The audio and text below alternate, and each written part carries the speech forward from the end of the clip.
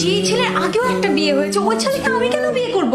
তুমি বাবাকে বলে দাও যে আমি ছেলের সাথে দেখা করতে যাচ্ছি না। আরে বাবা, দেখা করতে গেলেই তো বিয়ে হয়ে যায় না। তোর বাবার মনে হয় ছেলেটাকে দেখতে ভালো লেগেছে।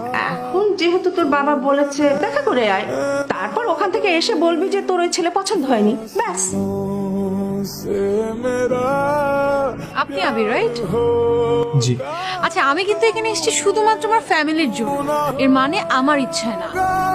এসে দেখা করা দরকার ছিল, এসে দেখা করলাম। বাসায় গিয়ে বলে দিব যে আমার ছেলেকে পছন্দ হয়নি। আমার কি একটা হাত নেই নাকি চোখ নেই যে এমন একটা ছেলেকে বিয়ে করবো যার আগে একবার বিয়েও হয়েছে? ভালো মানুষের বউ কি মাত্র 15 দিন থাকে? আপনি হাসছেন কেন? বসুন।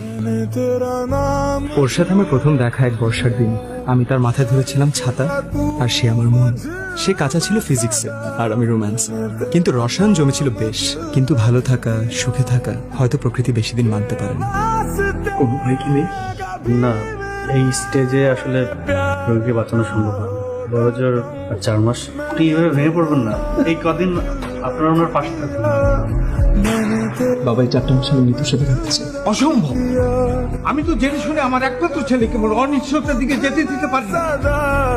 পরে মৃত্যুর কাউকে বোঝাতে পারলাম না এই কটা দিন আমাদের একসাথে থাকা কত দরকার। তাই ধরলাম ওর হাত, ছাড়লাম ঘর, নতুন এক ঘরের খোঁজে। শুরু হয় নতুন এক জীবন, নতুন করে ভোর দেখা। ভেবেছিলাম নিতুর পাশে দাঁড়িয়ে আর অনেকগুলো সূর্যাস্ত দেখতে, কিন্তু শেষ সূর্যাস্তটা যে পরদিনের মাথায় দেখতে হবে সেটা বুঝতে পারিনি। আমি নিজেও এখান থেকে বেরিয়ে বাসায় গিয়ে বাবা মাকে বলে দেবো যে আপনাকে আমার পছন্দ হয়। কারণ আমি যদি অন্য কাউকে বিয়ে করি তাহলে আমার আর নিতুর মেমোরিজ গুলোর মাঝে একটা দেয়াল হলো।